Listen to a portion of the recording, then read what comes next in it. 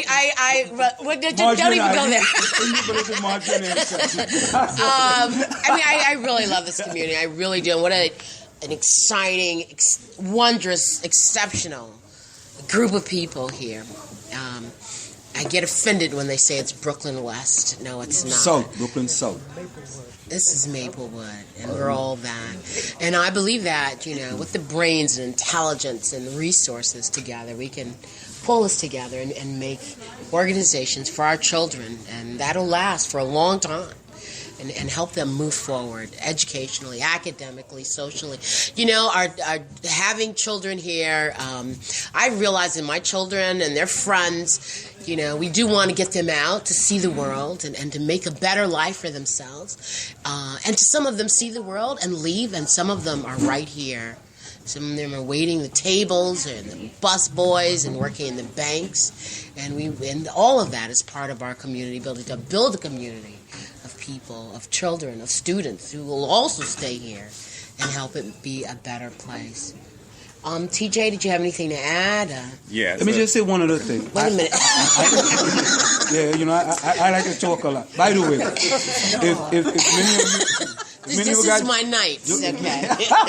Many of you guys don't know about me. Anyway, but listen, I think it's important for us to kind of continue these discussions, and that these discussions are not only on MLK birthday, and we know coming up just now is Black History Month.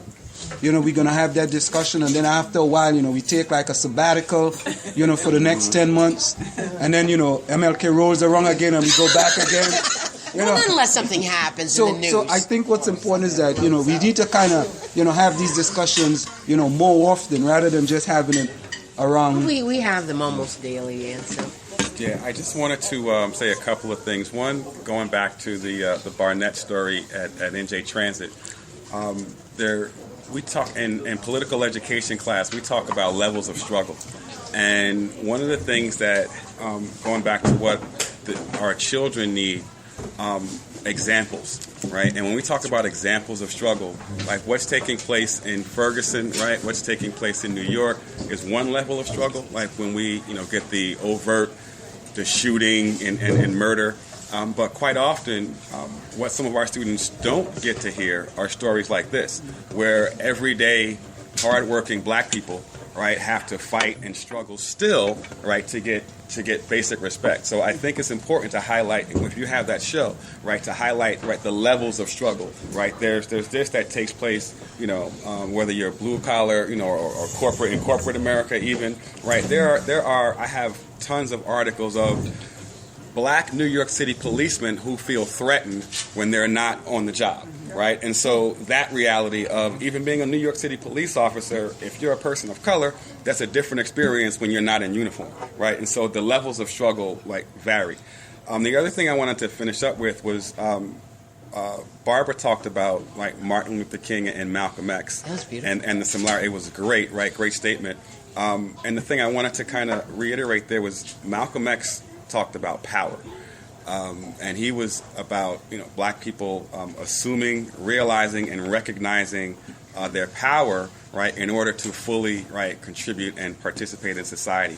And I think one of the things sometimes that, as a community in South Orange and Maplewood, for the sake of diversity, sometimes we as a Black community forget the power that we have in this community. And I think when we talk about having better communication with the Board of Education, when we talk about, experiences, whether it's, in places of business, in the community, when we realize our true power as whether it's, people who are voting, whether it's consumers, right, in the power of our dollar, once we do that, I think it would force other areas or other, forces in the community to, again, communicate with us on a different level.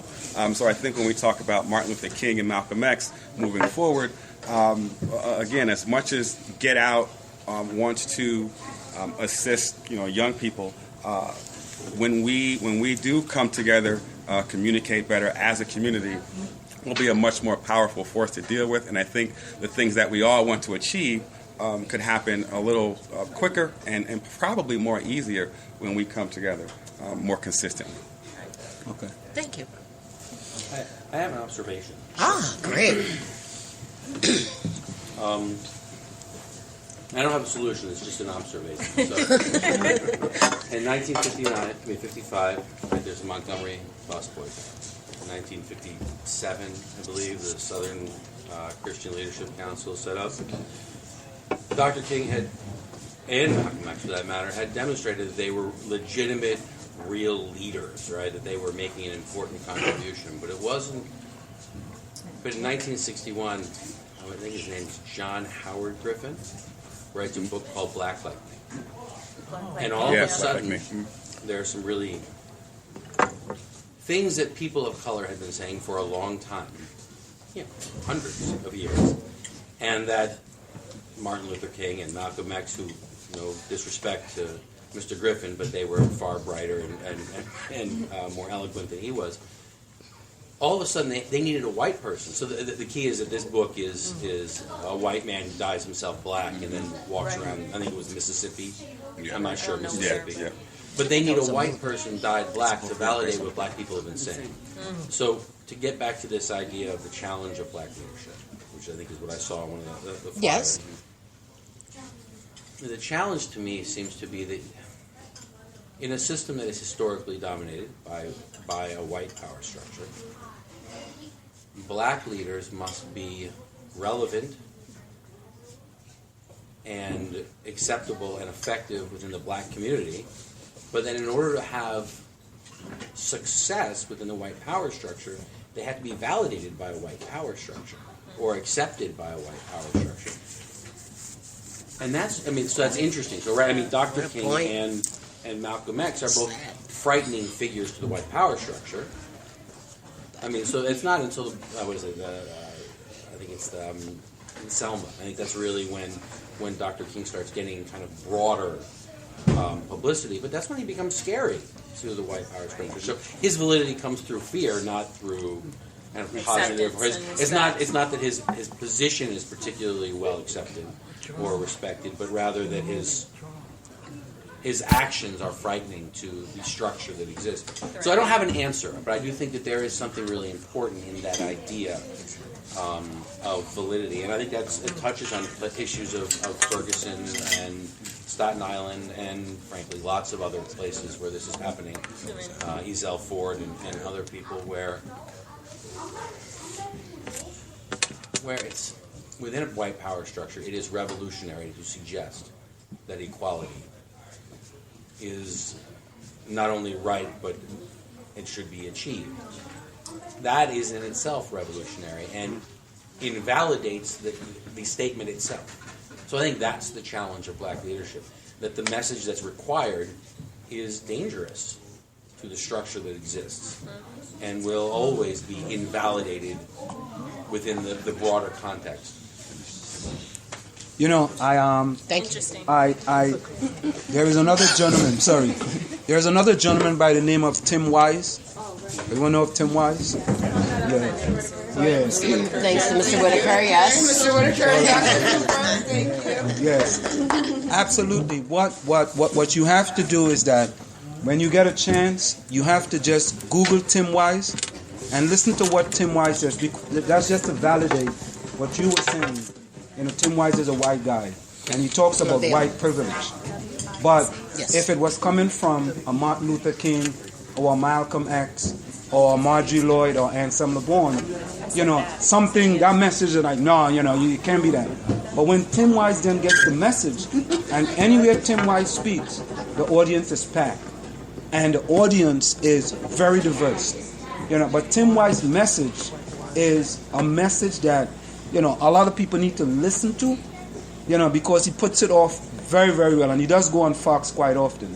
And, Fox can't really deal with him, because here is a white guy talking about something called white privilege. He speaks their language. It kind of speaks their language. Speaks their language. Right? So that's what makes him a threat. Yeah, he speaks their language. So and it's a language they can understand.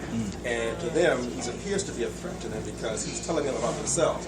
He's forcing them to look at the mirror of their own mirror of themselves. Because it's very difficult sometimes to look at yourself in the mirror and see the truth that may be uncomfortable to you. So he represents that mirror. to them, right? And although it's difficult for them to accept it, they cannot reject it outright, because otherwise you'll be denying a part of your own self, which they do. And it's easier to dismiss, someone like yourself or us, but it's far, far, far more difficult to reject that which looks like you, which comes from your power structure, which comes from your social structure, which comes from your historical structure. It's very, very difficult to reject that. And so it forces you to take a long, hard look at yourself. So that's a good thing. Yeah, that's a good thing. It's not bad. You know something? And there's a statement that says, and some people cringe when you say this statement. And the statement is that not because you are pro-black means to say you're anti-white. And that's very important. People think that if you say you're pro-black, all of a sudden, if I'm for this, I don't want you to have this.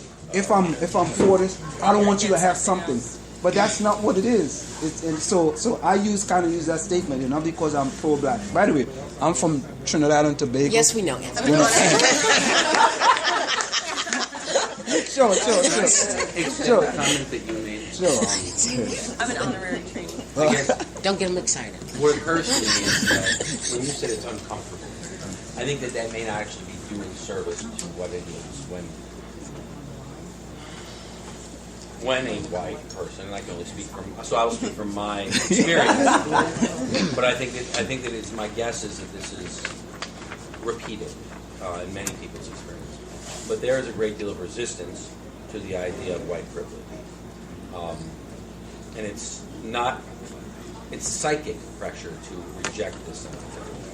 Because if you internalize it and you accept that there is some validity to this claim, then in doing so, you have to reconcile all those times in which you yourself were engaged in oppression. And additionally, all those times when you enjoy white privilege, even if you believe that white privilege exists, and even if you would like to oppose white privilege in principle, you still benefit from it, right? And so every time you benefit from it, through no intention of your own, you reinforce it. And that hurts. I mean, there is a real cost there. And so I watch my daughter, who has identified now as African American, and I'm happy that she has. But I am absolutely certain that she is going to engage. There are going to be periods in her life that cause her great pain because of that identification.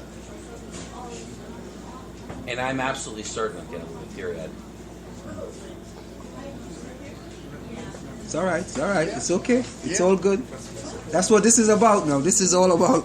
You see, this is what true coming to an event and a true MLK event where we can discuss these type of events, because it's not easy. It's not easy at all. These things are very difficult. But the more we can talk about it, is the more we can put things on the table and make changes and be proactive, in making these changes. And this is what these beautiful communities are all about, where we could come together and talk. We have people like, Wayne, we have people like you, the Vice President, people like Donna Smith, and we want to have, and you know what? We want to have eventually, when we come to things like this, we want to have more people that don't look like us sitting on the table, which is important. It is so important for us to be able to dialogue, and try to make a difference in these, as I'm going to say this over and over, these beautiful communities. You can continue. So I was just going to say, please forgive me. There is guilt on my part, not because of my whiteness, but because through my daily life, I will demonstrate to my children that they have privileges that I have, that they actually don't have.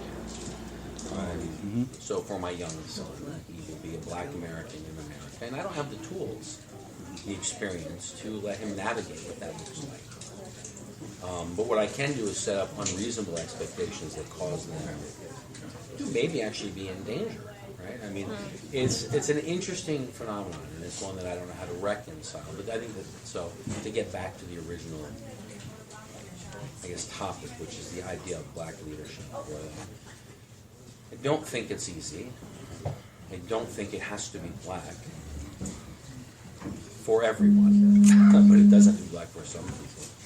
But it has to be at its core revolutionary, and that will always be the impediment to emerge